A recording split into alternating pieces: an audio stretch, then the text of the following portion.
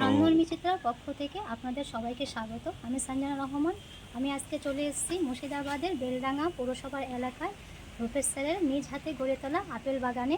তো আজকে আমরা আপেল বাগানটা একটু ঘুরে ঘুরে দেখব আর স্যারের সাথে পরিচয় করে নেব। স্যার, এটা তো আপনার স্বপ্নের আপেল বাগান, তো আপনার এই স্বপ্নের আপেল বাগানটাকে আপনি কিভাবে গড়ে তুলেছেন আপনার মুখ থেকে সেটা শুনবো, আর ক্যামেরার ওপারে যারা আছেন আজকে ওনারাও জানবেন। আজ থেকে মোটামুটি 4.5 বছর আগে আপনার বেশ কিছু গাছ অনলাইনে নিয়ে আসা হয়। এগুলি মূলত হিমাচল থেকে আনা হয়েছিল। তো তারপর কি করি, এই গাছগুলোকে আপনার একটা ডিস্টেন্সে দেখুন, একটা ডিস্টেন্সে রেখে আপনারা লাগিয়ে দিই গাছগুলো। তারপরে দেখি মোটামুটি কিছু বিশেষ পরিচর্যা থাকে। প্রথম বছরে কোনো ফল দেয়নি, দ্বিতীয় বছর নাগাদ আপনার ফল দেওয়া গাছগুলো শুরু করে। এরপরে আমরা এখানে 3 জাতের গাছ এনেছিলাম, HRMN, অ্যানা এবং ড্রসেন গোল্ডেন। 3টে জাতের 3 রকম বৈশিষ্ট্য রয়েছে, ফলের বৈশিষ্ট্য, গঠনের বৈশিষ্ট্য এবং ফলনের বৈশিষ্ট্য রয়েছে।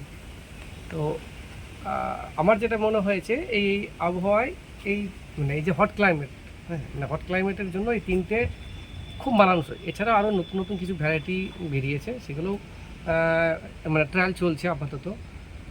এরপরে ইচ্ছা আছে যে আপনার এই যে ফলনের সঙ্গে শুধু তাই নয়, ফলন তো এবছর যা পেয়েছি সেটা কমার্শিয়ালি ঠিক আছে, কিন্তু আরও এর মানে কালার আরও ইমপ্রুভমেন্ট দরকার আছে আমার মনে হয়েছে। তো আস্তে আস্তে কালার আসছে, যেহেতু এবছরের রোদ থেকে আপনার বৃষ্টি প্রচুর হয়েছে, মানে রোদ কি মানে ভ্যাপসা একটা গরম থাকছে। এই ভ্যাপসা গরমের জন্য কী হয়েছে, কিছু কিছু স্পট দেখা দিয়েছে।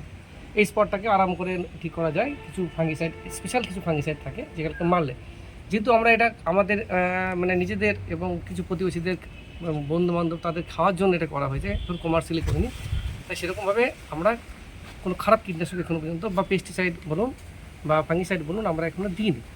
স্বাভাবিক খাওয়া যাচ্ছে, খেতে খুবই ভালো, মানে স্বাদের দিক থেকে মানে একটু একটু ডিফারেন্ট। দেখুন, সবাই যে এই নয় যে খুব মিষ্টি আপেল, যারা পছন্দ করেন না, একটু লাইট মিষ্টি হবে, একটু হালকা ট্যাঙ্গি ভাব থাকবে, তাদের জন্য এটা খুব ভালো। এবং শুধু এর মধ্যে একটা ক্রাঞ্চি ইয়ে রয়েছে, মানে টেক্সচার মানে দুর্দান্ত, যেটা বলা যেতে পারে।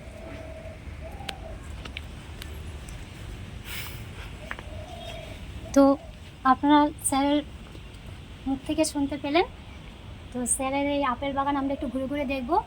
আচ্ছা দেখুন, এখানে রয়েছে, আচ্ছা আমি যেটা বলছিলাম, হ্যাঁ এটা একটা জাত, তখন নেট দিয়ে ঘেরা হয়েছে, এখনো বাড়ছে, এখনো পাকেনি, বেশ বড় বড় হয়েছে।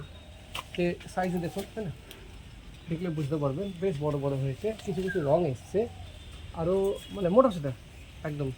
দেখুন কাশ্মীরে কত বড় হয় জানি না, কিন্তু দেখুন আমাদের সাইজ থোকা কাশ্মীরের থেকে কোনো অংশে কম নয়। একটা সময় বলা হতো যে একটা দুটোর বেশি হয় না, কিন্তু দেখুন এটা যেমন দেখুন রং আসছে, একটু হ্যাঁ রোদ দরকার। আসলে এত ঘন ঘন নিচ্ছি, যেটা কাশ্মীরেও চট করে ওরা এইভাবে ঘন ঘন ডালে নেয় না, ওরা নেয় না, কারণ ওরা ফ্রুট থিনিং করে। আমি করিনি। দেখুন এটা যেমন দেখুন, এগুলো সবই কিন্তু আমার নেট দিয়ে ঘিরে রাখতে হয়েছে, তার কারণ হচ্ছে পাখির বাঁদুর আরও রয়েছে, এদিক থেকে একবার আসা হোক। আছে থোকা, এই থোকাটা দেখুন খুব সুন্দর, আস্তে আস্তে করে পড়ে যাচ্ছে, এটা ভালো লাগছে।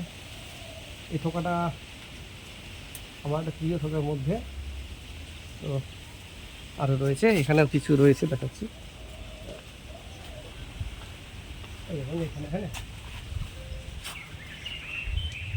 থোকার দিক থেকে থোকাগুলো দেখুন, নিচে উপরে আরও আছে, কিন্তু সাইজ দেখুন, তাই না।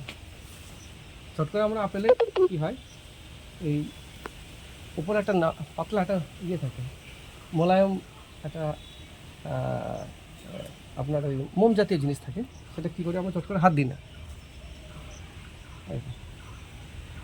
এ রয়েছে সাইজ টাইজ দেখুন, ভালো সাইজ।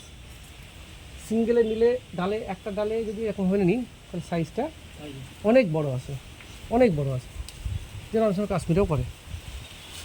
বিশ্বাসই করা যাচ্ছে না। তাই তো। আর আপেল বাগান থেকে যাওয়ার সময় কিছুটা আপেল নিয়ে যাব, আপনাদেরকে রেসিপি করে দেখাবো। তা এই পর্যন্তই, সবাই ভালো থাকবেন, সুস্থ থাকবেন, চিরসবুজ থাকবেন।